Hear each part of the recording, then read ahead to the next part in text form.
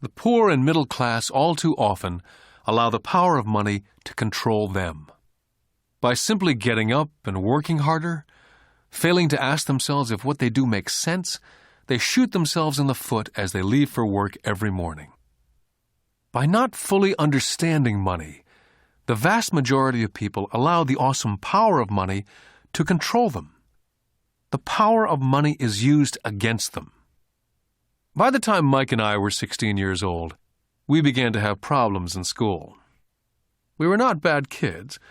We just began to separate from the crowd. We worked for Mike's dad after school and on the weekends. Mike and I often spent hours after work just sitting at a table with his dad while he held meetings with his bankers, attorneys, accountants, brokers, investors, managers, and employees. We learned more sitting at his meetings than we did in all our years of school, college included.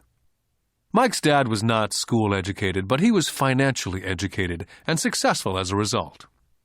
He used to tell us over and over again, an intelligent person hires people who are more intelligent than they are. So Mike and I had the benefit of spending hours listening to, and in the process learning from, intelligent people. But because of this, both Mike and I just could not go along with the standard dogma that our teachers preached.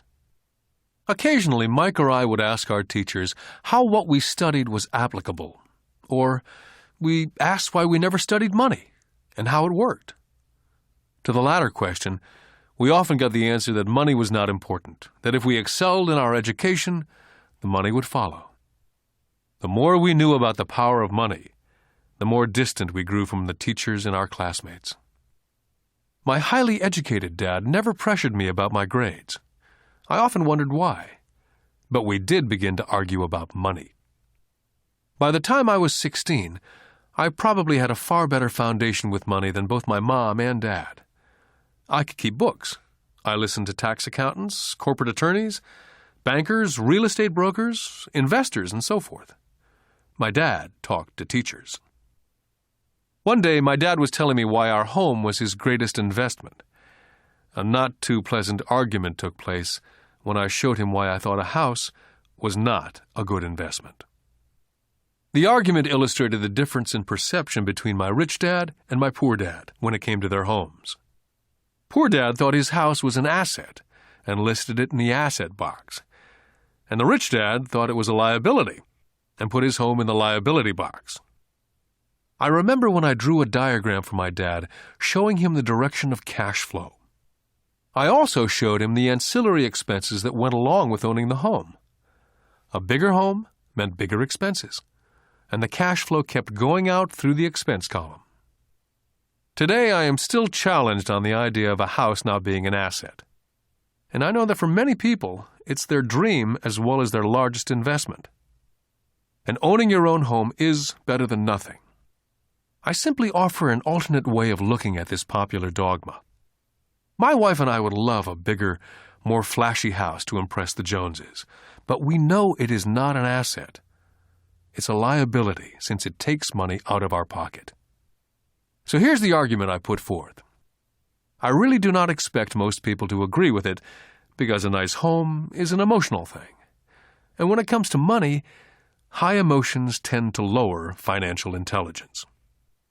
When it comes to houses, I point out that most people work all their lives paying for a home they never own. In other words, most people buy a new house every so many years, each time incurring a new 30-year loan to pay off the previous one.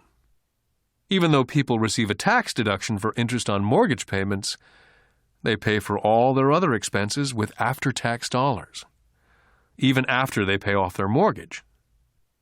Then there are property taxes. My wife's parents were shocked when the property taxes on their home went to $1,000 a month.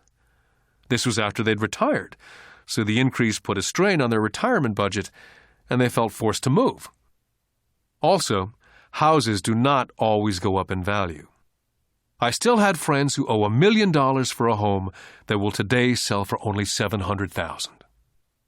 Finally, the greatest losses of all are those from missed opportunities. If all your money is tied up in your house, you may be forced to work harder because your money continues blowing out of the expense column, instead of adding to the asset column. The classic middle-class cash flow pattern. If a young couple would put more money into their asset column early on, their later years would get easier, especially as they prepared to send their children to college. Their assets would have grown and would be available to help cover expenses. All too often, a house only serves as a vehicle for incurring a home equity loan to pay for mounting expenses.